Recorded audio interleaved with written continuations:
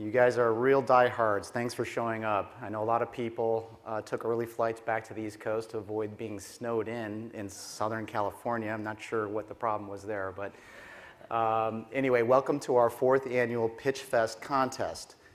I want to give you just a little bit of a layout for how this is going to run today. We have 7 presenters, 7 finalists that we selected from a number of different applications. Each one of them will have 3 minutes and 3 minutes only to give their pitch. They were given the option of doing a PowerPoint slideshow or not. They were given an option of doing many slides or few. It really is up to them. The goal is for them to certainly practice their pitch. The goal is also for them to learn from our judges what they may have done well and what they may have done not so well. The benefit is also for you. We hope that you will see some good presentation skills and techniques and maybe some not so good presentation skills and techniques. And hopefully someday you'll be up on stage and you'll be getting a pitch. Maybe not here, but somewhere else. Okay? At 2 minutes, they will be given a warning signal. It'll be a ding, which means that they have 1 minute left. Hopefully that won't make them nervous. Okay, so before we begin, I do want to introduce our panel of judges. And as a switch, I think that I will allow them to introduce themselves. Oh, but one thing I did forget. We do have 2 different awards today. One is going to be the Judge's Choice Award, and the other one is going to be a People's Choice Award. So I wanted to give you guys a heads up. Take out your notepads, take out your smartphones, and take notes. When it's over, you'll be given an opportunity to text message a vote for who you think should be the winner. And when you do that, you need to do it from the perspective of 4 different criteria. One criteria is creativity. The second criteria is viability. The third is originality. And the fourth, can't go without this, revenue potential. So take notes for each of the presenters and give a good vote for who you think deserves to win. So for some reason I get the king's chair up here. I'm a little uncomfortable with that, but I will take that seat. And let's start off with Ben. Introduce yourself, Ben. Hi, yeah, I'm Ben Kuo. I run SoCalTech.com. It's a technology news and information site here in Southern California. We track high-tech companies, do a lot of Q&As and interviews with folks. Also have a big database of venture deals and venture companies. So if you're one of the companies pitching, it's a great resource for you in terms of finding funding. And then we have all sorts of other things like job listings and calendar events and that kind of thing. So it's really an all-around resource for Southern California startups. I'm Alan Morgan. I am on the board of Oversee. I spend my time kind of split between a business incubator in Pasadena called Idea Lab and doing my own sort of angel investing and active advising of my portfolio companies. My name is John Morris. I'm a recovering venture capitalist. I'm a longtime angel investor here in Los Angeles, affiliated with the Tech Coast Angels, which we started in 1999. Currently, I mentor, coach 2 peer groups, one for CEOs and one for startup entrepreneurs. And I'm Scott Jarus. I'm a serial entrepreneur and I do turnarounds of both private and public companies.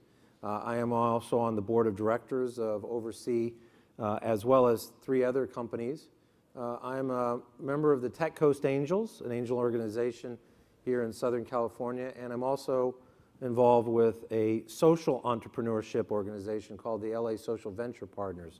So one of the companies I'm on the board of is a nonprofit as well.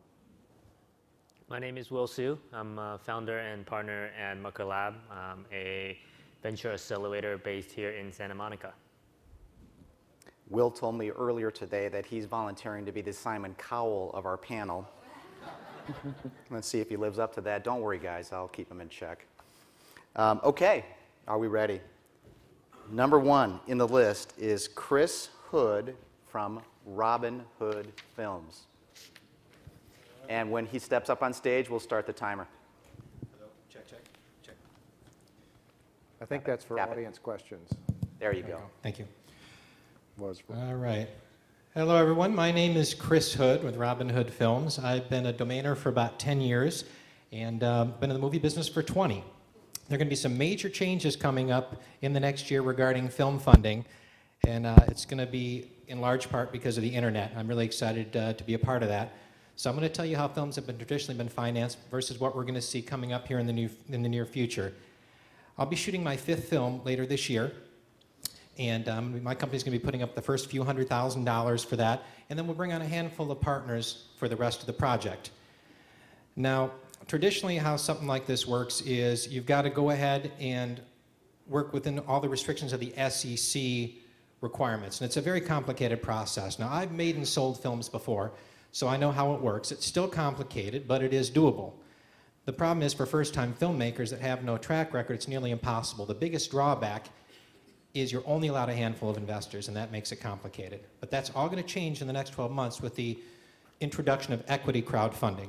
Now, I'm sure you're all familiar with Kickstarter and Indiegogo. Last year, Kickstarter had 2 million people pledge $300 million for 18,000 projects. 19 of the films at the Sundance Film Festival last year actually came from Kickstarter-funded endeavors and partners in the project. So this is a very big thing. But the thing is, the people that made contributions, they were doing it because they believed in the project, and because in a lot of cases they got some kind of small reward for it. Donate $500, get a free DVD when the film is completed. That's it. Regardless of how successful the film is, how much money it makes, that's all you get. But now that's going to change with the new Jobs Act and the parameters being set up by the SEC. Those 1,000 or 5,000 donors can now actually become investors in the project. So now you're going to have a chance to also get an equity stake in whatever project you get involved with. Now, what I'm proposing is a website that actually does equity crowdfunding specific to film only. Now, if you want to get involved in other projects, that's not what we're going to be doing, but we're going to be vetting projects in addition, using myself and other industry professionals, so that we find that the projects are the most viable, most potentially profitable projects possible by making deals with distributors and producers and studios before we get to the point of getting these films initially funded. Kickstarter made $15 million last year in commissions. Obviously, we'll be working on some kind of commission structure similar to that. In addition, we'll ask for a finder's fee from these studios or distributors that find their projects through our portal. This is going to be a billion-dollar industry, equity crowdfunding, and we think with this business plan we can get a piece of that pie. Thank you, Chris. So we're going to give everyone in the room about 2 minutes. Jot down your notes and your scores in those 4 categories. The judges will be doing the same. The judges will also be writing down a follow-up question or 2 that they may ask the presenter after everyone is presented. And in fact, if you all have questions you might want to ask, we can probably entertain that as well.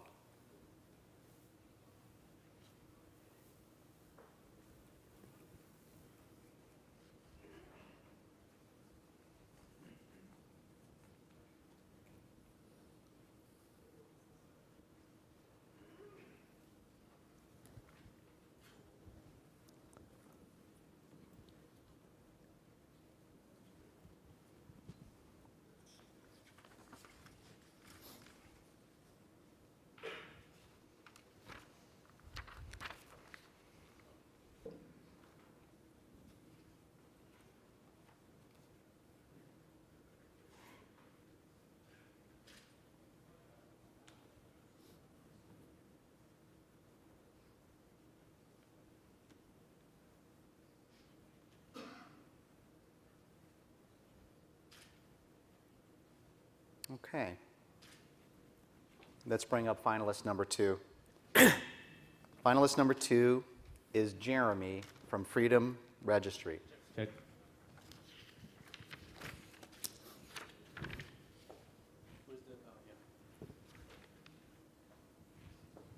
Hi everyone, or Melanie as we say.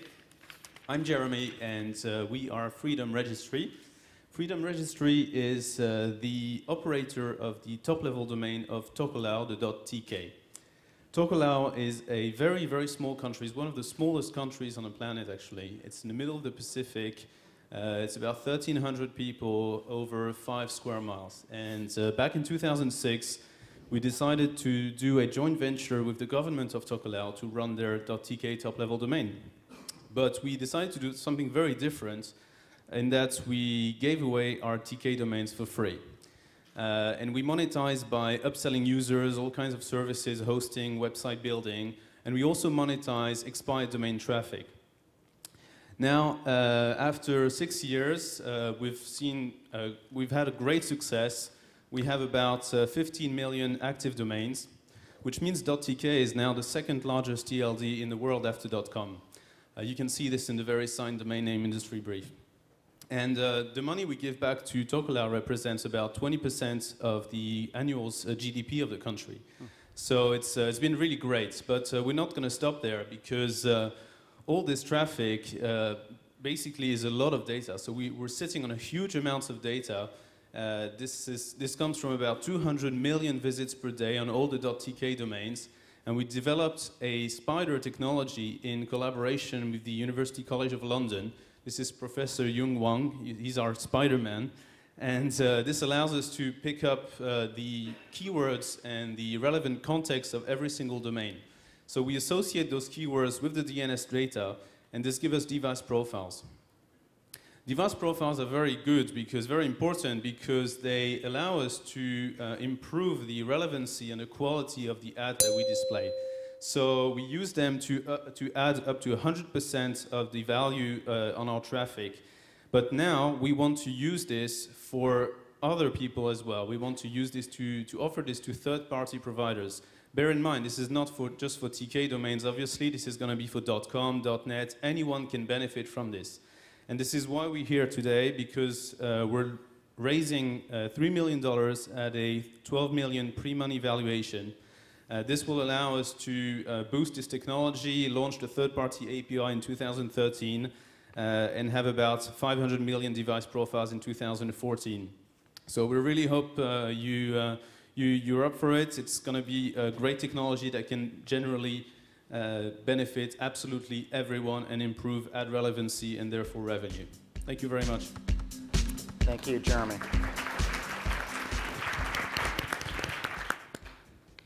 Okay, everyone, write down your scores, comments, questions. Remember the categories. The criteria are creativity, viability, originality, and revenue potential. Just a minute or two.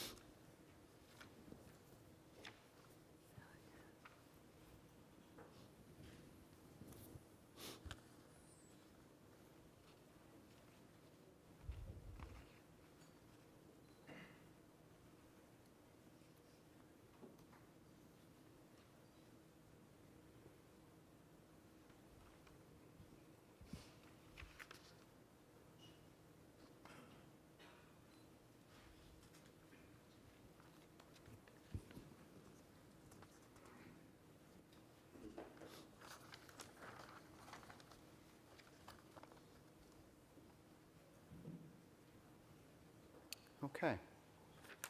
Our next presenter is C.M. Landris from Binge TV.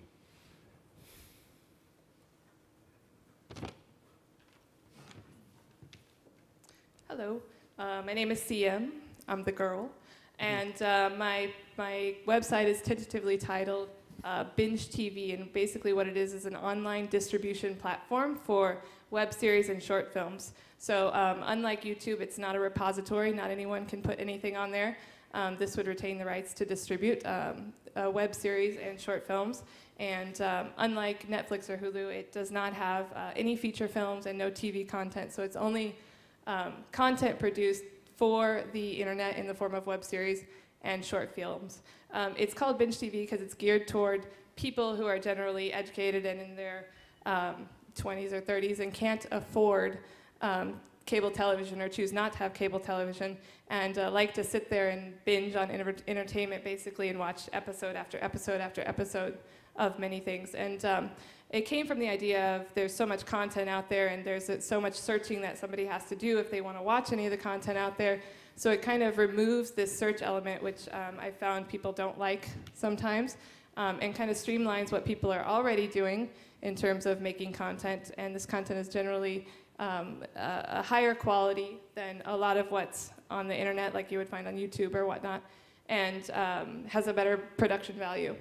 Right now, this has two kind of revenue streams. One is like the freemium revenue, like Hulu, where you would have a free kind of membership and then advertisements, and then you could pay for a membership, provided that the content was good enough that people liked it.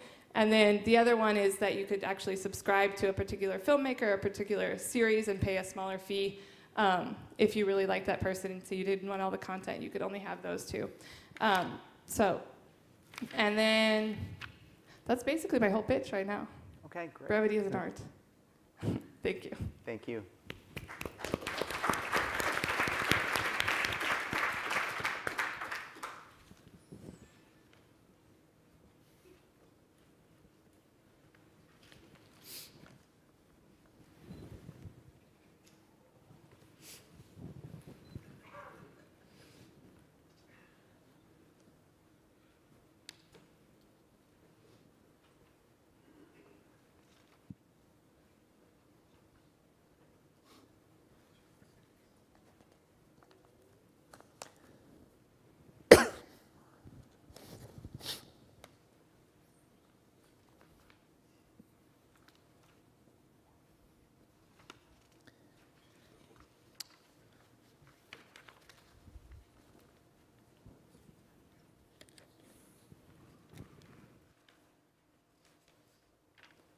Okay.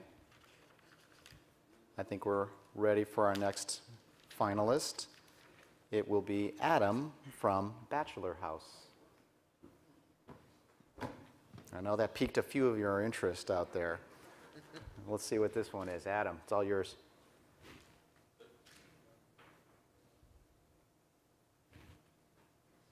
Is the PowerPoint cute? What does every guy want on a first date that's going well? A second date. But all too often this happens. She comes back and she sees this, and that's her reaction. That's not a good place to be in. We all know that interior designers cost lots of money, so I created Bachelor House. We're an e-commerce site that's dedicated to single guys 18 to 39 years old. We keep it simple. We sell room sets. Our strategy is to use a team of interior designers and stylists to curate products from all over the US that will then drop ship to our clients. We don't carry any inventory. It's great for them because they get a complete room set, everything matches, they'll impress any guest. Okay? It's great for us because we just move 3 to 8 pieces of furniture with a single acquisition cost. We're going to do this through our style finder, which will help guys determine which style of furniture they'll like based on their personality, our layout builder, where they can visually see where the pieces of furniture will go, and video of the stylist and interior designer discussing why each piece of furniture works well within the set. Last year, there was $450 million of furniture and homewares that were bought online by single guys. In the next 4 years, that's expected to double. Generation Y is fueling that increase. As for our target audience, there's 4 distinct life stages that we'll be targeting. It's 4 different opportunities to sell them a room set. They graduate high school, they move into a dorm, they move off campus, eventually they graduate, they're living with roommates, and then they're alone. And then they get married. Okay, there's lots of people selling furniture, but no one's targeting just single guys. No one is providing a style guide finder to help us purchase furniture, and no one is providing a complete room set with a single set price. Our team, you recognize me, 10 years marketing and advertising experience, product information, strategic planning, client handholding, side dish of PPC, SEO. My CTO, Miggy, is proficient in these languages. These are my lead interior designer and stylist. They're not single. I've got 2 great advisors who have 60 years experience in the furniture and retailing area. To the upper right, this is based on business assumptions of profit margins and customer acquisition costs. Go-to-market strategy. Hey, we're in beta. You can go to the site right now. Targeting people we already know. Dialing it down to display and PPC, and Finally, brand building. Next, I've been bootstrapping. Please check out the site. I'm trying to raise this much money to get out of neutral and go into 5th gear. Here's how it's going to be broken out. If you like what I heard, if you like this is how you can reach me. Okay. I hope you enjoy the tour of the house. Thanks. Okay,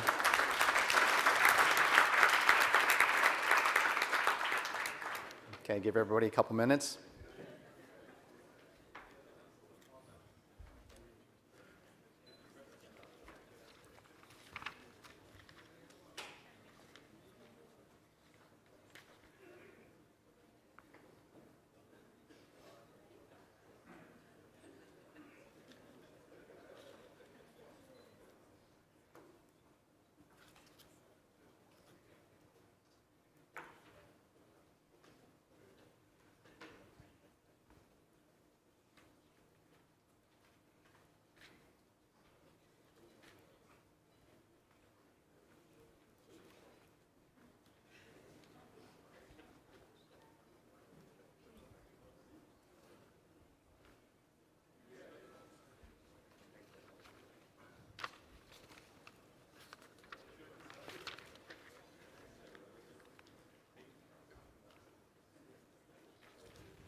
Okay, I think we're ready to go. Next we have Jesse from Clued.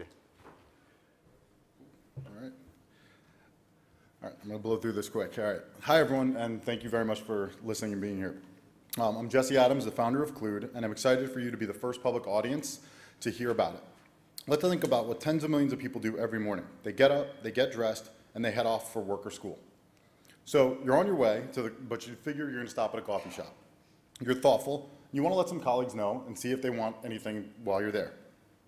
While we live in the most connected society in the history of the world, there really isn't an efficient way to include them. Sure, there are options, right? Twitter, Facebook, would they work? You probably couldn't carry that much.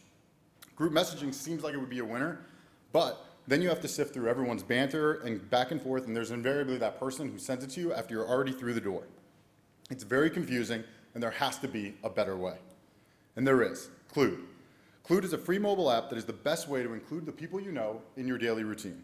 It is so easy to use that everybody here already knows how to use it. You simply select where you're going, who you want to tell, how long they have to respond. You add a quick little message like, hey, I'm going to Starbucks. What would you like? You tap send Clued, and you're done.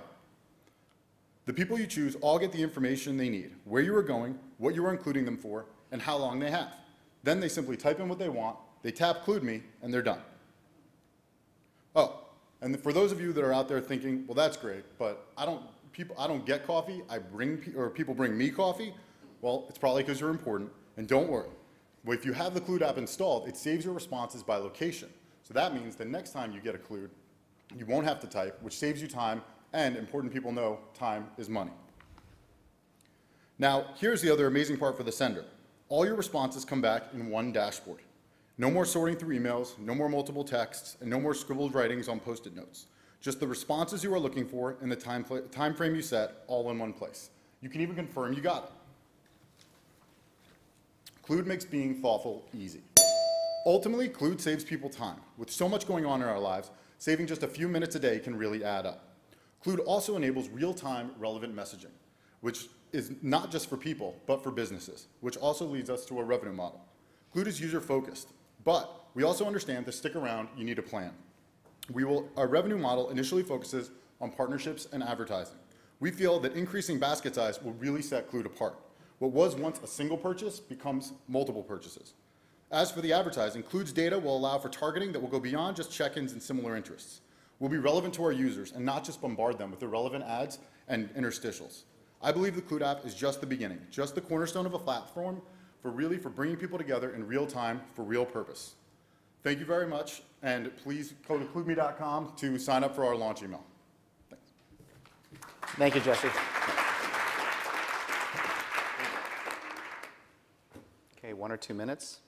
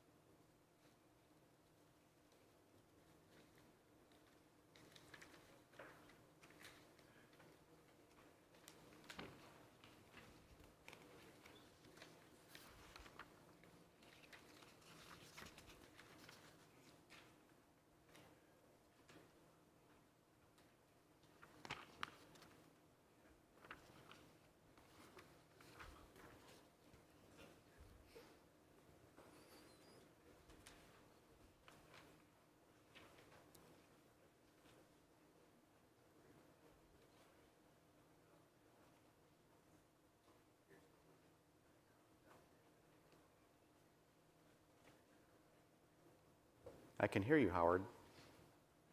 He's checking to see how many Clued Me TLDs have been registered. Leave it to a domainer. Jesse, I hope you registered a bunch.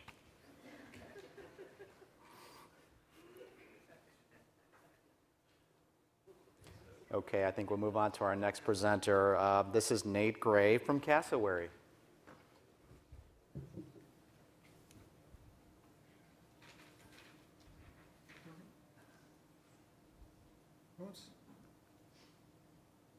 Hi, I'm Nate Gray. I'm the CEO of Cassowary Creative. We are a Monster.com meets LinkedIn.com for writers. Essentially, we're a social marketplace where journalists, essayists, bloggers, and tweeters can create an online portfolio page, post their work online, submit their work to publishers, and sell their work.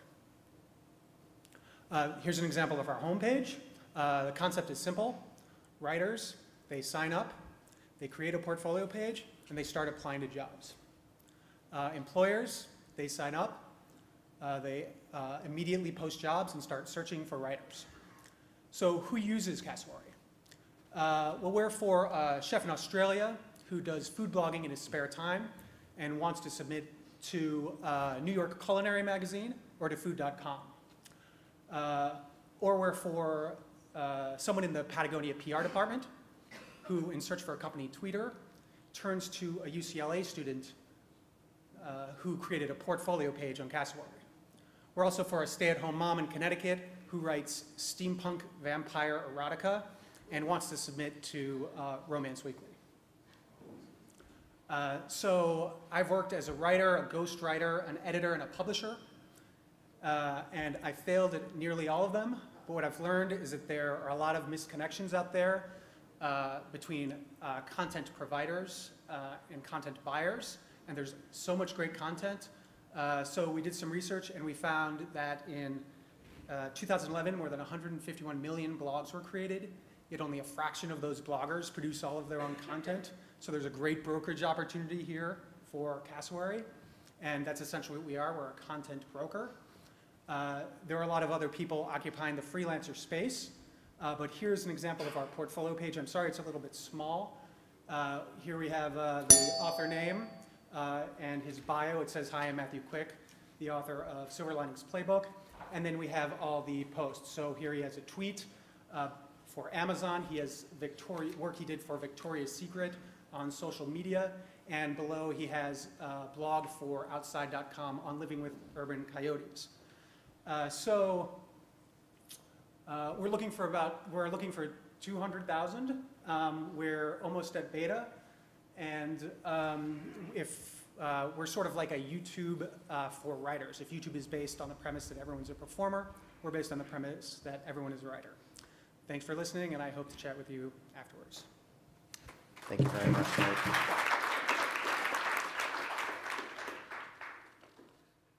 Okay, just take a minute or two.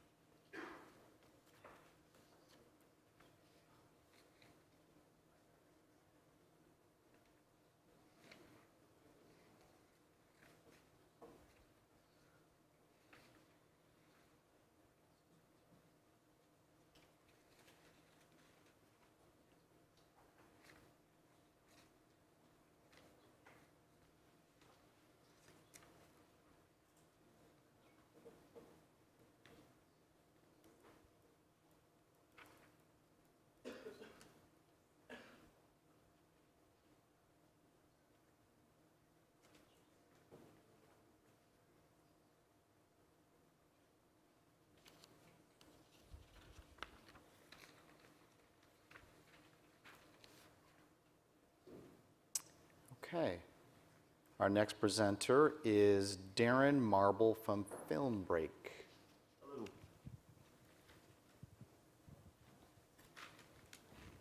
Hello. Good evening. I'm Darren Marble, CEO of FilmBreak, and we are changing the way that films are made.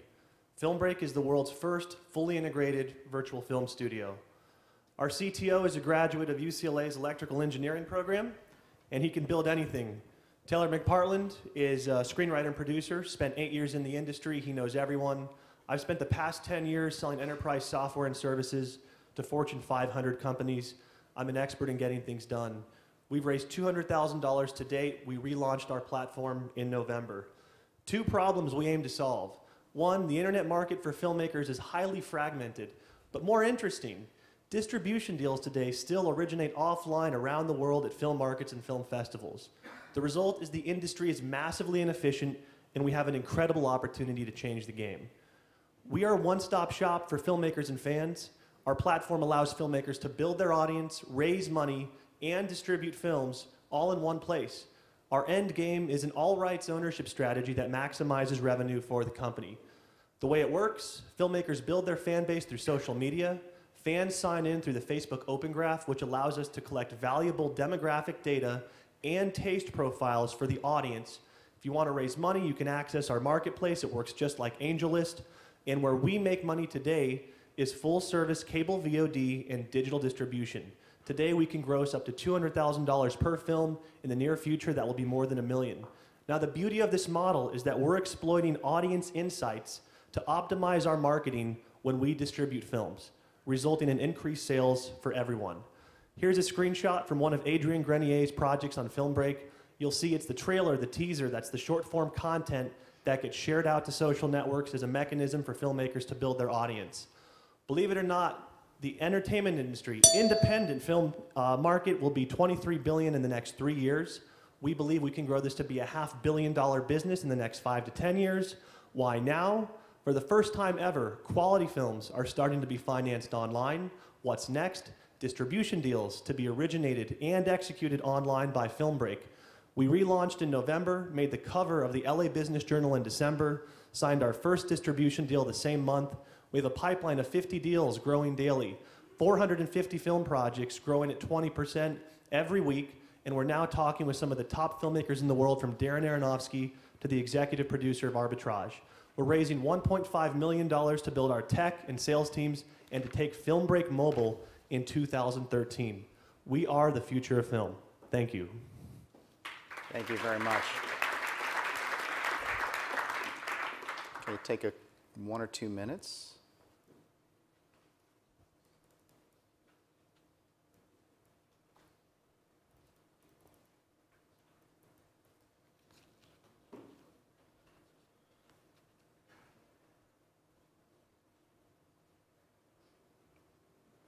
Okay, now, what I'd like to do is give our judges an opportunity to ask our finalists 1 or 2 questions, and then we'll all vote.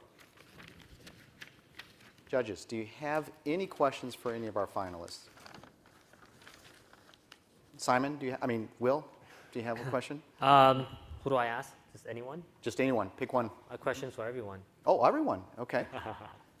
A question for Chris. Now, let's assume that the top 20 films will be financed by the major studios, right? So you take them out. For the rest of the market, what's the average return or IRR for an investor in films today? There we go. That's a really hard one to calibrate. The reality is you have to probably remove most of the films that are made don't get distribution, because most films that are made by people that don't know what they're doing, how they go about the process. The films that I make, which are in the anywhere from a couple $100,000 up to $1.5 million, we can expect returns on some of those films. I've seen returns of 400 or 500%. My goal when I'm putting films together at that range is to see a 50% return for investors, but it's a broad range. Are you saying that you're much better than average? Yes. So the average is probably 5% IRR? Well, I think it comes down to vetting. I wouldn't advise anyone to go out and invest in 10 films if they don't know at all what they're doing, which is why we would offer a portal through our site of vetting projects, because most films out there are bad investments. Most people out there don't know how to make money with them, which is why more than half the projects that we would see submitted to our site we would realistically not want to put on there because we don't think people would make money with them. Most filmmakers just don't know. All right, thank you. Just a thought here. If the SEC approves this, aren't you going to attract a ton of competition? I mean, how can you protect what you think you have? Well, we're not going to be the only ones doing it by any means. I suspect that Kickstarter will likewise be launching some kind of variation on this. The tactical advantage that I think we can have is by vetting these projects. I think you're going to see a lot of fly-by-nights, and you're going to see a lot of sites doing this, and people are going to be losing money on most of these projects because they're going to let anything through the floodgates. And that's why we want to just focus in on the stuff that really makes sense by having industry professionals look at this stuff and say, this one makes sense, these five don't. Okay. I have a question for Adam with the Bachelor House. Thought it was a great idea knowing all the bachelors I do. But I was wondering if you've done any testing to see would they actually go and do this, order it, because I know a lot of the guys, the reason they have such a sloppy place is because they don't care. So I don't know, have you done any market testing? The one-on-one interviews I've conducted do indicate that yes, the service, would be useful to them. So that's, the amount of testing. I think for investors, it's hard to like, oh, is there a market here or not? It's a question. So, yeah. And Adam, sorry, go ahead, John. Yeah, I'd love to know the story behind the idea. Okay, it's a basic frustration that I had a couple years ago was you're flipping through an Esquire magazine, a GQ magazine, and they're promoting all these products that are like $1,500 coffee table, $3,000 dining table, and when you're just coming out of school or you've been in the workplace for 3 or 4 years, that's really kind of out of your reach. And so I wanted to have a website that people could go to that there were affordable products. And then, thinking a little bit ahead, well, how do you match all these products together? Well, you need a team of interior designers and so on. So. I mean, if I shopped at IKEA, would I be in the same boat? Well, if you shopped at IKEA, IKEA's disposable furniture, and so you're going to get rid of it in 3 or 4 years. Okay, all right. Adam, what do you expect your average selling price to be per customer? We have 3 different price sets for our room sets. The first is a $150 profit margin, the second is $225, and the highest is $300. For $300, I can decorate my whole... Oh no, that's our profit margins. Okay, so what about revenue? So the MSRP for our lowest price sets is anywhere from $1,000 to $1,200. Then it goes up to about $1,800 to $2,000, and then $2,200 to $2,800. What do I get for $1,000? You can get 2 pieces of furniture. That's not enough to impress whoever I'm going to bring home, right? Well, that's what you gotta get the next set up, which is 3 or 4 pieces. So seriously, like to decorate my whole bachelor pad, how much would that be? That's 3 different rooms that you have. Yep. Dining, living room, and bedroom is going to look around $6,000. How many 25-year-olds have $6,000 kind of lying around? There's not a lot, but that's why we plan on offering consumer financing so that we can advertise the room sets for like $9.99 a month or $150 a month. So that makes a business pretty capital intensive. How much have you figured out how much capital you would need to finance your first 1,000 customers? No, I haven't. Okay. Thank you. Any other questions? Yeah, Alan. I had a question for CM, which is, I didn't understand from the presentation how content was aggregated and curated on the company side, and I'd be curious to know how you plan to sort of do viewer or customer acquisition. This idea came about because I was about a year ago working on a business plan for a production company because I'm producing some films, and as part of that, it had this website because I thought, well, there's so much content out there, and it's just everywhere. And I can't find anything because I don't like searching, and so it's only been in the last few months that I've kind of flipped that idea out and made the website the idea. So it's not entirely fleshed out yet at all. It's still very much in development. And one of the things, I actually work with Film Break. I didn't know they were going to be here, but so there's so much good web series that are out there. They're not making any money. And you know, since I work in film, I know a lot of filmmakers who would love you know, a platform to distribute, to be able to maybe generate some revenue if they could. So somebody in the company, you'll need to hire people who I think in network television parlance would be programmers. Yeah, actually, I mean, that's one of the primary things I'm interested in, is the development of the actual content, because, you know, I'm only a business person in terms of, like, I've been working on it and learning, and just to do this, you know, I'm a creative person, I'm a development person and a writer. So anything technical, anything really involving, you know, financing, I need a team. So that's part of the equation. The other part is, how do you get distribution? How do I find out about the company and the website so that I go there and watch it? You know, that's, again, something I haven't totally fleshed out yet. I mean, through marketing, I actually have some connections to advertisers, and so one of the things, you know, I'm just generally interested for myself and for this is, like, integrating advertising and kind of the way Hulu does. I mean, that's my biggest model for advertising. But getting out there, marketing, I don't know, it's still all stuff that I've, you know, am researching and trying to figure out. I have a follow-up as well to you. I am nowhere near the demographic for this, so I'm speaking from a lack of knowledge. But first is there that much content out there of series on the web that you could actually fill your service? With what's on there now, I think definitely. I mean, I constantly look for it. I constantly find it. It's all over the place. One of the things that my focus is a higher quality content. So a lot of people just, you know, they want to make a film, and, you know, making a web series is like the easiest way to do it. So it ends up being, you know, not a good story, not a good acting, but, you know, people get experience making this. So my focus is actually on higher quality. So my plan is to get things that are out there already and distribute them kind of on a free basis, and use that to, you know, gain audience, and then be developing higher quality things with maybe through connections with, you know, people who have more of a name in the entertainment. And is binging in this age group common? Yeah, binging in general for 20-year-olds, I think, is definitely common. On certain things. Yeah, I mean, I got the idea because, you know, people like me who will just sit there and watch things constantly over and over and over, you know, drives me crazy that Downton Abbey isn't on Netflix yet, the second season. So people who, you know, don't want to wait for this, who want it now, and you can put the entire series on, and it's there and people know it's there. And it's not feature film, so you're not going to get it elsewhere. It's not television. You're not going to get it, you know, from Hulu or something. But are they not getting it because it's not very good, or it's because it's not made for a broader appeal? I think generally it's not. Right now, it's not made for, you know, a huge appeal. It's not. You know, you're not going to find it. If you go to Hulu because you didn't have time to catch, you know, whatever New Girl on whatever station it's on, so you watch it on Hulu.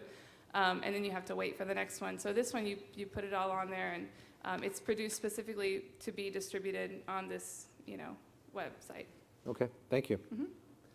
I have a question for Darren, Film Break. Darren, I thought the presentation was really well done, but you're trying to be kind of like the film distributor, the online distributor for an independent producer. I make a film and I come to you with the content, and you help me get viewers. Am I saying that correctly? Correct. So okay. You can build your audience through social media, and where we can help distribute your film today is through cable VOD, so that's Comcast, Time Warner, Dish, Cox, plus we offer all the broadband platforms, iTunes, Netflix, Hulu, Amazon as well. And in the future, we'd like to be able to offer cinema, home entertainment, and TV distribution, which is the all-right strategy. But you're not, but I take my content and put it into your system. You're not helping me make the film. That's correct. Okay, got it. Okay. But aren't there competitors to what you're proposing? Sure. So what differentiates you from them? The biggest difference is that we have analytics that none of our competitors offer. So by building a fan base and putting the marketing component in filmmaking up front, which in the traditional filmmaking life cycle, marketing happens at the very tail end, we're allowing filmmakers to build their audience. We're collecting data on that audience, and beyond age, sex, location, we're collecting what we call a taste profile. That's all your likes and maybe a fan base of 5,000 people. So we might find for some horror film that of 5,000 fans, those people are 15 more times likely to be a fan of Buffy the Vampire Slayer, Silver Linings Playbook, that data has real value for us as a distributor who's going to put marketing dollars behind the film. And the value prop to the filmmaker is by going through us for distribution, we can help them increase their sales because we have an insight that none of our competitors have. So will you be putting the money up front for this marketing?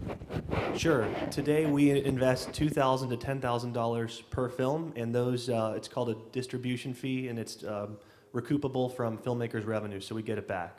So you're shouldering the risk if it doesn't work? Yes, in the form of $2,000 to $10,000 per film. And what's your average return for that 2 to 10,000? Great question. So at this point, we just acquired our first film, and it's slated for a spring 2013 premiere. We've partnered with a leading aggregator, Go Digital, to inherit all these platform relationships. But as an example, on a gross of $200,000, we can net 25 to 50 grand. Okay. And what are your typical marketing channels for these films? There's a viral loop. Are you talking about how we market? How do you spend your $10,000? So we will hire a cable VOD specific PR firm. We'll do targeted Facebook ad buys and other traditional marketing methods. But primarily, we'll hire a PR firm for every release we do. I have a question for Juiced. That's Jeremy.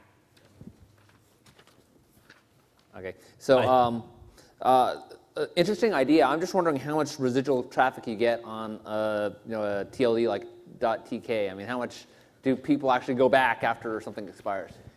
Yeah, so it's a good question. The model, as you understood, is to give away domains for free and just wait until they expire. So obviously people can renew them for free, but some people won't, and then that domain expires, and the residual traffic usually dies off very quickly. But there's still tons of backlinks all over the web, in search engines and Facebook and whatnot. So let's say on a normal average domain that expires, this traffic is going to die off after a couple of weeks. But it's the sheer volume of all those domains that expired that gives us the overall the good stuff. And does the fact that it's .tk have a negative effect on things? Because I know Google is very picky about who they keep in their index. Well, not really. I mean, it doesn't really matter because it really depends on how that person developed that website during the time he or she was using it.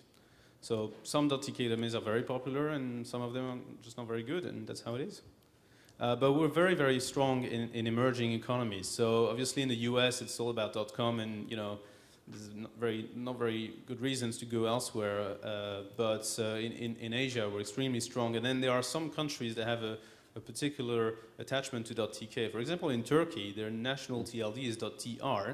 But it's very hard to get a .tr domain. You have to send all kinds of paperwork. So we have more TK domains in Turkey than they have TR all over the world. We just own this market. So it's very funny and works really well. Thanks. No, I was going to ask another person. So I was going to ask. Go ahead. Jesse, I had a question. Yeah, I was there. That's where I was going. Go ahead. I'll follow you. Jesse, I thought the business model idea was interesting. I was just not intrigued with the example. Going to get coffee in the morning doesn't sound like, first of all, I'm in a big hurry. I don't want to do it with it. But it sounds like your application has a lot of merit if I want to plan a weekend, I want to plan a party, I want to plan a dinner party, and I don't want to post it on Facebook or Twitter like you say. Exactly. So I mean, you had a great idea. I think you just underwhelmed the audience with the example. So I think the presentation was good, but the application was more, I don't know, So when you do this in front of an investor, think of where is the pain, because those other applications are way too broad for what the purpose of Clued is really about. How can I get my friends together quickly for something fun? Right, that's great advice. Thank you. Okay. What are some other example or instances where you might use this? I've invested in and lost money in companies in a bunch of companies, but in particular in companies aimed at, it's Thursday night or Friday night, it's 4:30, you don't know what you're doing, so apps to help your friends get organized, where are we going to dinner, where are we going to get drinks tonight. And there hasn't been a successful one. GroupMe looked like it was going to be a success in that regard. And the experience I had is it's very hard to get distribution. So it's very hard to get people in a world of over 1 million apps to know about the app. And it turns out that texting in the relevant demo is kind of a 70% solution, and everybody complains that their text going back and forth, but people are comfortable with that, and it's not enough of an advantage to get people to learn a new technique for doing that. So I'm kind of following up on the prior question, which is, what are some other, I thought the example, you should change the example in your pitch, because it's impossible for me to think about how you would monetize that. I too am a selfish person and wouldn't want to do that when I'm late in the morning to say how many coffees do people want. But what are some other ideas? I mean, where else would you use this? Well, I think what you said is spot on. The best part about the process, Clued came from, to answer the first part though, Clued came from my own frustration and my own problem. So at the worst, it's solving my problem every day now. So if it solved my problem, that was kind of where I was like, well, this could solve everybody else's problem if other people do this. And what's the problem? The problem was every day, I literally would walk to Starbucks. Starbucks was about 10 minutes from my office. And it was always like, hey, does anybody want anything? Then like 10 people heard me. And everyone was like, oh yeah, get me something. That was a little annoying. And then the second part was if I tried to text or let people know, someone was late, I'd get jumbled. I'd get, hey, how are you doing? Hey, are you in the office yet? Oh, what's going on? And I needed something that was really responsive, like really was just to the point, did it, had a time frame. So that's why we created Clued. The best part though is every time I talked to somebody about it, I was, and along with myself, thinking about it, was all the other applications it could be for. I mean, I talked to a woman in Seattle about it, and her initial reaction was, oh my God, I'd love to use this with my girlfriends in Costco, because no one wants to buy something, 10 gallons of milk, but I'd love to let them know, hey, I'm at Costco, I'll be there in 20 minutes, and do you want something? People have used it for planning a ski trip out to Mammoth, putting a carpool together, or something along those lines. A dinner party. My girlfriend uses it all the time for me when I'm, she's running someplace and she's like, you want me to grab you something at the food store? Not every application, I'm not trying to be everything to everyone, but I do feel that the majority of people I've gone and I've sat at Starbucks and looked at people and Jersey Mike's or Capriati's, that's my favorite sub shop, or Chipotle, and you'd be amazed at how many times someone comes in with a list and is just sitting there going this, and then they're pulling out their phone, and then they're doing multiple things. And what Clued does, it brings it all together.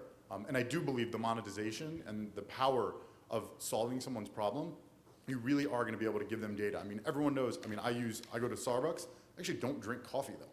I prefer their wraps. Starbucks wouldn't know that just by looking at check-ins or Foursquare or other things.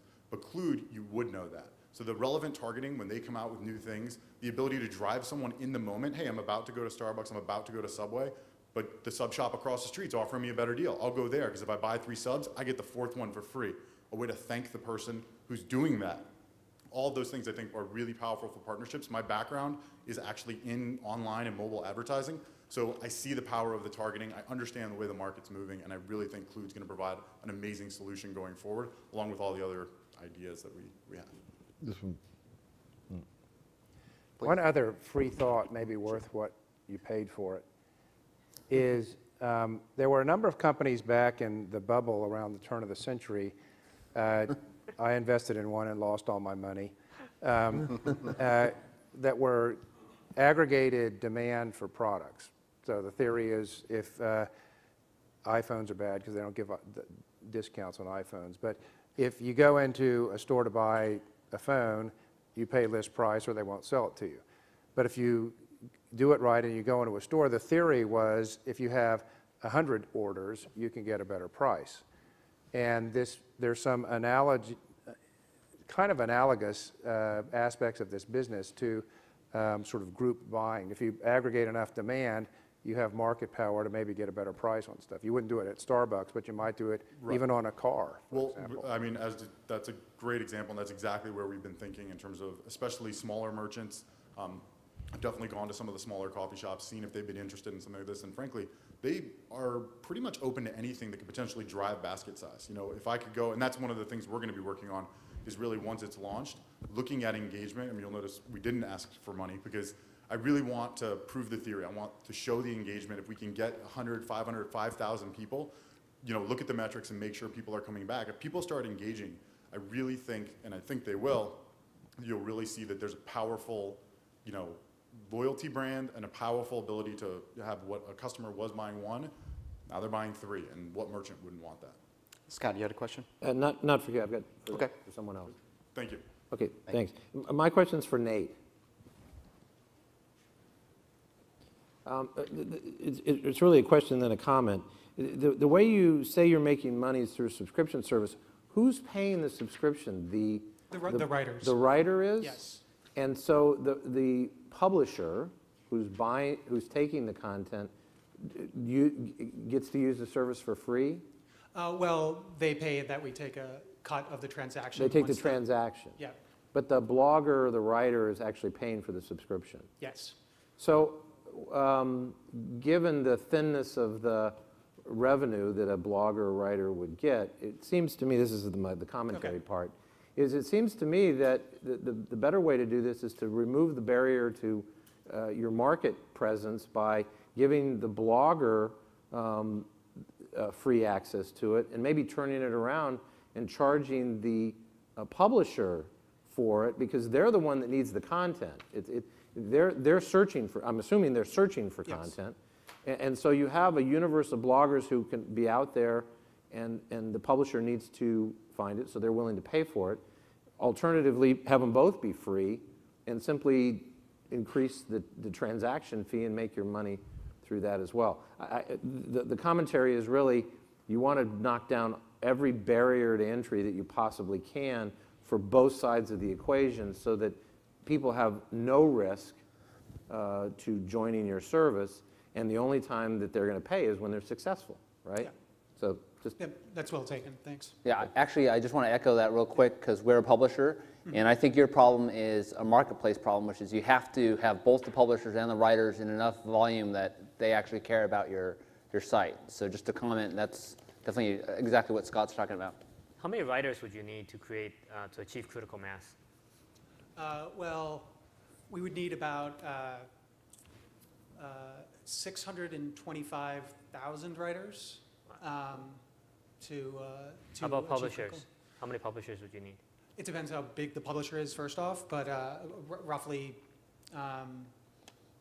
20 to 25, depending how big they are. The answer to his question. Yeah, it is the answer to the question, because you're imbalanced, because you put a barrier in. So let me ask the question. In order for you to be successful, is most of your revenue coming from the subscription or from the transaction fee? Most will come from the subscription, right, as we have it now. Well, again, I guess to the point, I think you need to knock down the barriers and focus less on the subscription and more on the transaction fee. Now, there may be ways, by the way, of moving your subscription to a freemium sort of a service where, as a blogger writer, it's free, but if I want to move up on a page, or I want to have, instead of having 3 categories that I'm used to writing on, for $1 a month, I get 5, and for $5 a month, I get 10, so that they broaden their market. But to just be there would be free. And then from the publisher's perspective, there's also ways of converting a free service into an upgrade that says, maybe as a publisher, for free, you see everything, and for a certain amount, you curate the bloggers to know which ones are ranked higher, and therefore they don't have to separate the wheat from the chaff as much as they would have ordinarily had to do.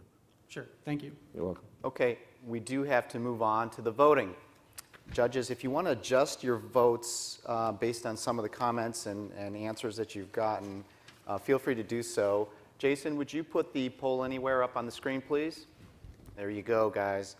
This is the audience's opportunity to vote for who they think deserves to be the People's Choice Award winner. We're just going to give you guys a couple minutes to vote, and you'll see the results live. That's my. And while that's happening, of the judges, just another minute to do any adjusting. Is Corinne back there? Oh, there's Corinne. Okay.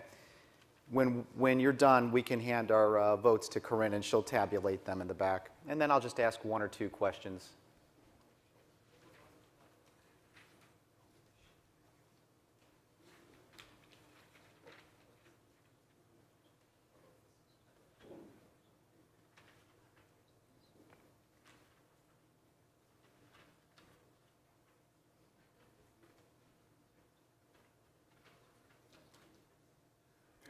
Please do vote.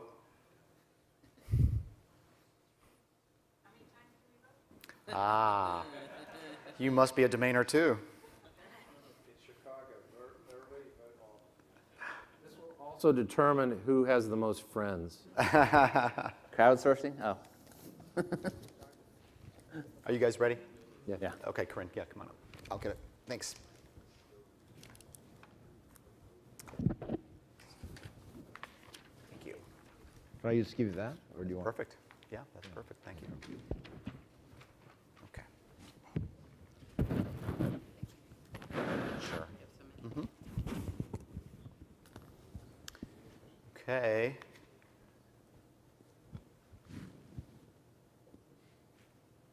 By the way, you can only vote once. Well, unless you have 2 cell phones. That's true, and a laptop. And a laptop. And how fast you post this to Facebook to get people to vote for you. Or tweet. Twitter. Yeah.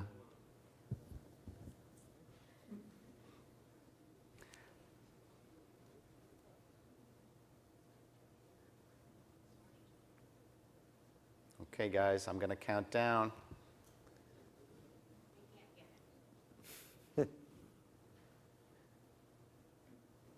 Ask the question, how many are done?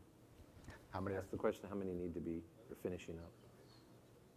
Do we have Really? Freedom. anybody that still is not able to get in and finish up their voting? Okay, we're good. Good. So it does, oh my goodness. Oh my this goodness. never happens. Wait a minute. Oh. Oh. Wait a minute. Whoa. They're still coming in. Okay, keep going, guys. It's actually a little unfair to have a business like Freedom Registry present at a conference like this. Yes, very true. Okay, it does look like it's done, and it looks like the People's Choice Award winner is Freedom Registry. Jeremy?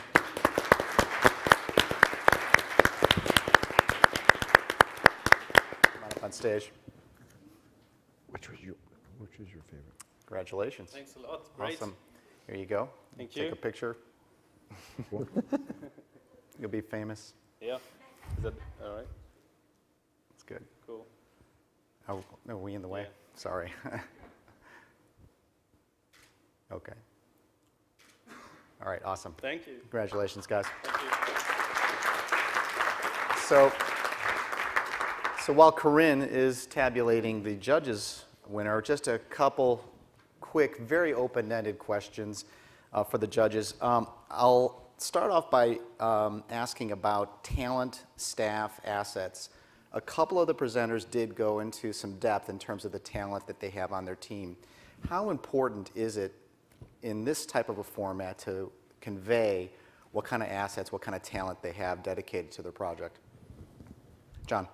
Well, first of all, I want to say I'm a big believer in this concept of an elevator pitch so you can get a lot done in 3 minutes. There's several programs around Los Angeles that do it in 90 seconds, so 3 minutes can be a long time. I think if you were, this was set up to be pitching investors, and I think investors pay attention to the team and the depth and the experience and expertise and why are you doing this? Because I really know this industry, it's a big painful problem, and I've got a very unique differentiated solution. And it can be a very big market if we do it correctly. So I think that the talent is an important ingredient because it was characterized as an investor pitch. And I think the credibility of the team, the depth of the team is really important. And there were several people in their slides that also put in some advisors. I think Film Break, didn't you have advisors in yours? So your slide deck, if I was going to model it, was probably the best of the group in terms of the core presentation. Those are the things that an investor would like to know. And you go into a venture firm to present, or you're never going to get through your pitch. So you want to get through the key points early, quickly, because you're going to be in 20 minutes. You're going to be interrupted 1,000 times. So getting your message down, controlling that first 2 minutes, 3 minutes is really important. Scott. I think talent being in the presentation is also important, though I personally like it near the end as opposed to the beginning. I used to, way back when I was a journalist, and so I tend to follow the who, what, where, when, why of presentations. You know, who are you? What problem is out there? How are you going to solve it? And what differentiates you from everyone else? And then, once you've built the story, it becomes obvious that you know what you're talking about. And then you can say, and by the way, this is my team that just demonstrated the credibility at knowing what's going on and why we can take this further and execute. So I think that's very important. Now, John, you mentioned the elevator pitch, and certainly a lot less time to accomplish that. One of the presentations used sort of an analogy where the monster.com meets LinkedIn. How important is drawing some kind of an analogy like that to try to instantly get people to understand what project that they're working on? I love word pictures. Yep. I mean, I think it's important. I think there's enough of those models are well understood, and you're trying to get a sense quickly. The purpose of this presentation in the real world is to get a dialogue going, if I'm pitching Alan, I want Alan to say, that's interesting. Get him to ask me a question and then engage. So, and possibly get a meeting. Or let me tell you more over a cup of coffee. The purpose of all this is simply to engage. I think sometimes entrepreneurs try to fit too much in and they rush and they get nervous and it falls apart. But you are really simply trying to engage the listener and enough to say, gosh, that's interesting. Let me tell you. And I think that's why I like to know why you're doing it. What is it about the why that's really helpful? I find that an engaging point. Ben? Yeah, so actually I do want to comment on the I'm the X of the Y thing. Just as someone who interviews a lot of companies, I don't know if, at least personally, I don't really like that because people go, well, why are you imitating so-and-so? Sometimes I think it's a downside because there's about 50 X versus, X of Ys that we see every day, at least I do. So, I think you have to be careful. I invest in not all of the companies I've invested in, but in a majority, I'm the first investor other than maybe the founder's mother and father or aunt and uncle. And when you invest at a stage that early, the tests that I use are, 80% of it is, do I have a good vibe with the people? And I'll come back to that in a second. And the other 20% is some combination of, do I think it's a big enough market to support a company, and are they doing something interesting in the market? Most companies that I get involved with it's not worth doing some extensive market analysis because the really interesting companies are addressing markets that are either non-existent or nascent. And for me, that's what's interesting is for a company that's helping to invent a new market. But I've been working with startups now 33 years, I think, in various incarnations. When you were 5, right? I was a child prodigy, yes. And I have to say that certainly all of the successes I've had have the company that ended up being successful quite often bore zero resemblance to the original pitch that I got. And that is a testament really to what makes successful, and that, by the way, is true in most people's portfolio. I'm sure all of the panelists would say that. And so the fundamental attribute of an attractive investment opportunity at the stage I get involved in is mostly the people. Yeah, I think Film Break did a really good job there with having it up there because a lot of these other guys go, oh, that's an interesting idea, but who are you and do you really know this? Yeah, and I think the chemistry is really, really important, whether you're making an angel investor or a venture round later on, is how coachable the team is, and because there's going to be lots of times where you're going to need to pivot, and pivot significantly and pivot quickly, and your willingness to realize, I don't have all the answers, but this is where we're headed right now, but I'm really interested in taking small steps to test and validate before I, really commit a lot of capital or a lot of whatever to and going right off a cliff. And I would add two things. First question you had asked was comparisons to existing products. The only time I find that works is if you've got a service or a product that is solving a problem that another product has created or doesn't solve. So if you say, to pick an old example, the reason that I've invented the DVD is because you can't get a movie on a CD. So you've leveraged the weakness of a previous product or service to talk about your other one. The other comment about chemistry with the people, I think is critically important. I also think it's important from the founder or idea person's perspective that they need to kind of detach their ego sometimes. I've listened to a lot of pitches where I go, I love that idea, I'm not sure that's the person that can make it happen. They're the creator, that was their idea, and so if you're really truly successful, you need to kind of understand your own limitations and say, I'm willing to step away and bring someone in who can actually execute on the game plan. Okay, great. One of the presenters, I think we all know who it was, used a lot of humor. And do you find that humor is a way to help build that rapport, that sense of comfort that you're talking about, because clearly you're investing in the person and their passion for their idea. In the past, have you found that equates into a successful investment in a person? Personally, I don't like I don't think it adds anything to the presentation. I've seen that before, whatsoever. Not one iota. It wasn't a setup. I know, Scott, and I would It wasn't agree. a setup. Why would you have that? Well, I'll tell you why I have it is because just by the nature of the question. Yep. I'm a big believer in not only in pitching and using somewhat humor, but in business in general. Humor is a great deflector. It's a great stabilizer.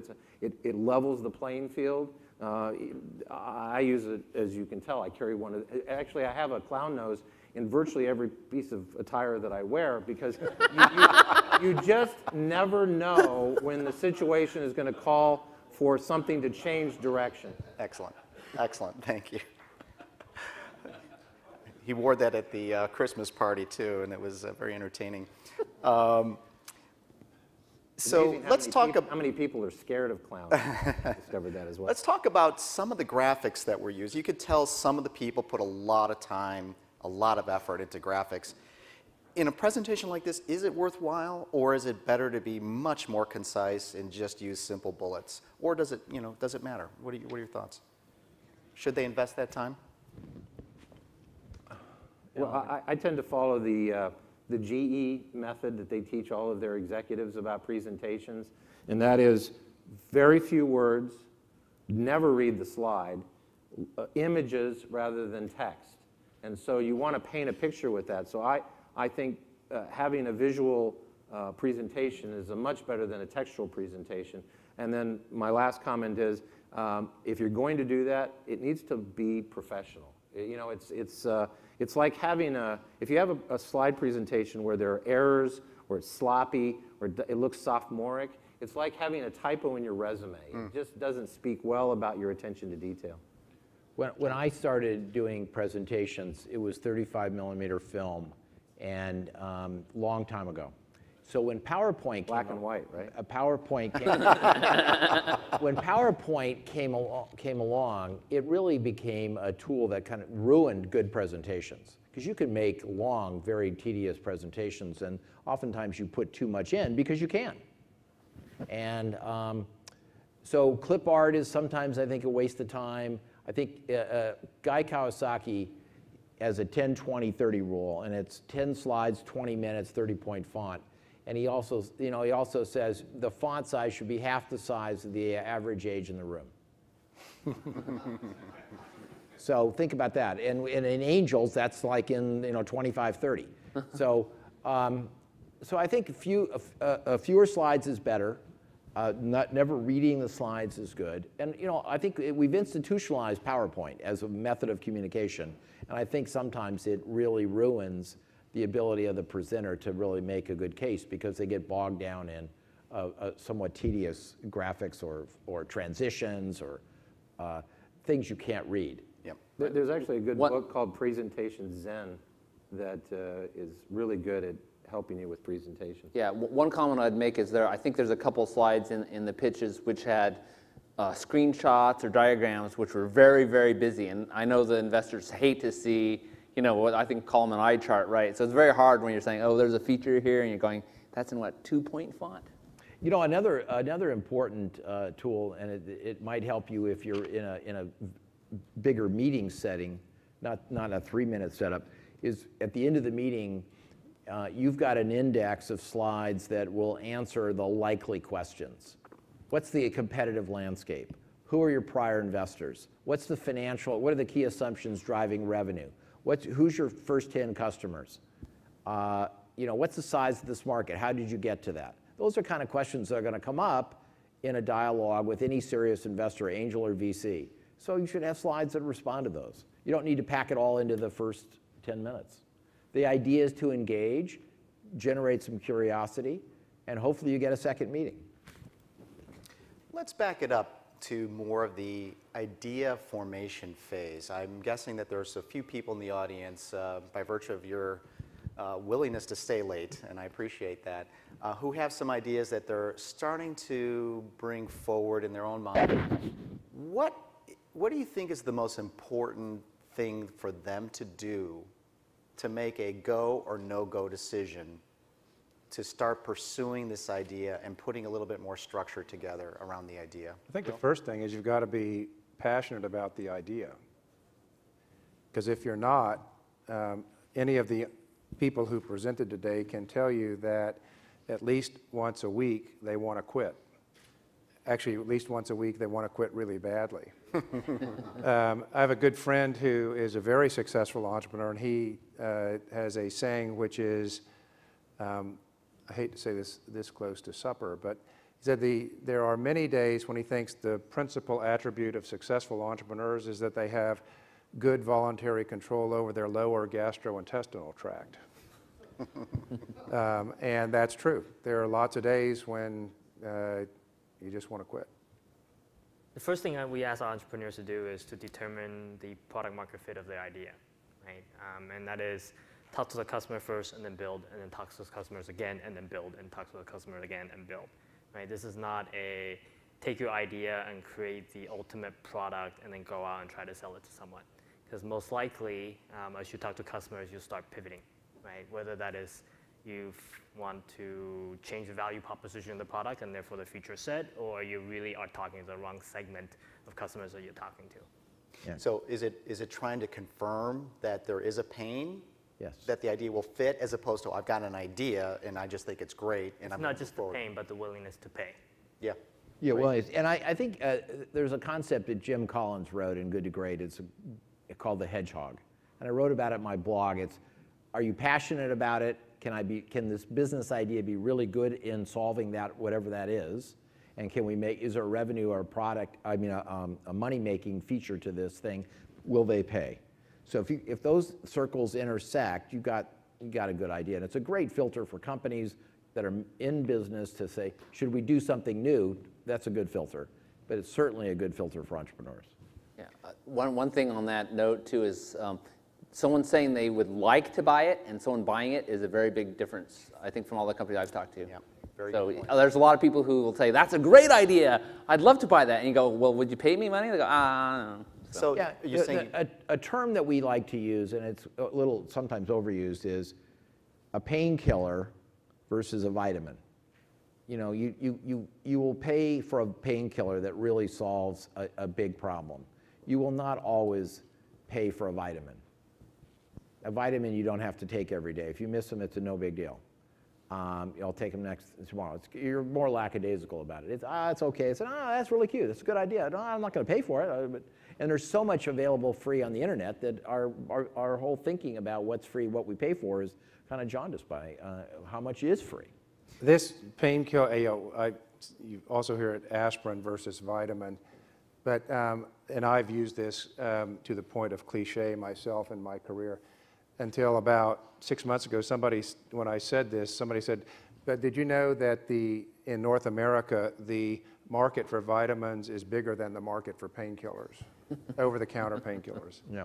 I haven't used it since. I don't know if that's true, by the way, but it was somebody told me. No, not probably is. So, Ben, how does somebody go about determining whether or not they've got a vitamin or a painkiller? People are saying in focus groups, yes, this sounds great, and sure, I'd buy that.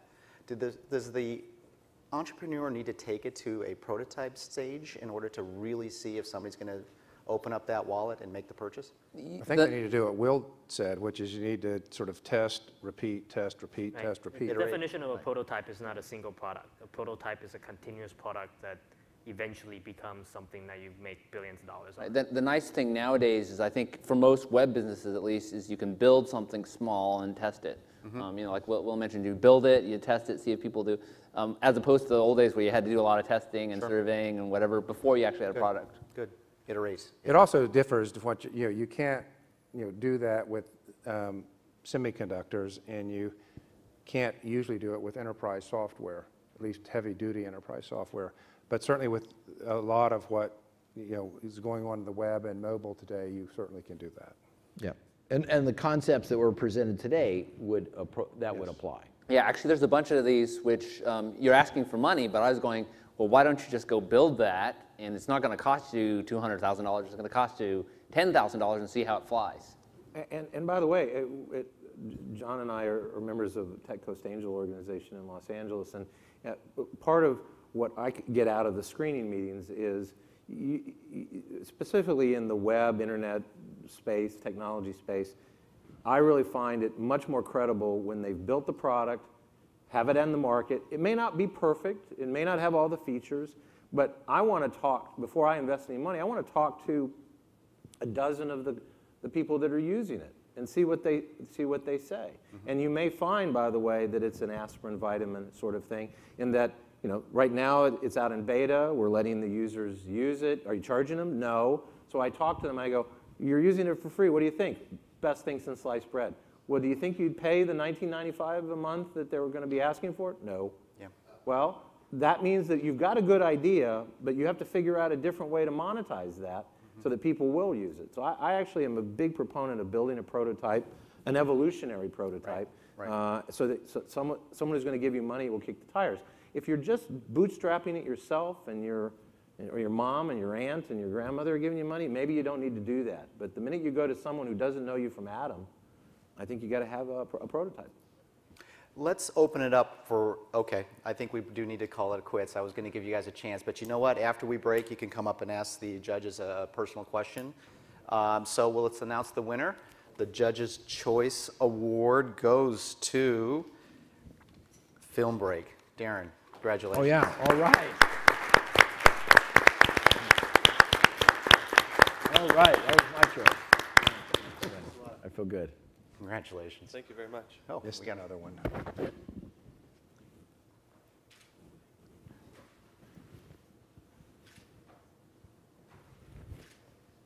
Okay, excellent. Congratulations. Thanks, guys. Thank you. All right. That actually concludes Webfest Global 2013. Thank you very much, everyone. Thank you to the judges. We do have our buses departing for the Magic Castle. The buses will probably start around 6:30, 6:40, but they will continue through about 7:30, 7:45. So there's no real rush for you guys if you want to go back to your room and then come back down. Thank you very much, everybody, for staying late. I appreciate it.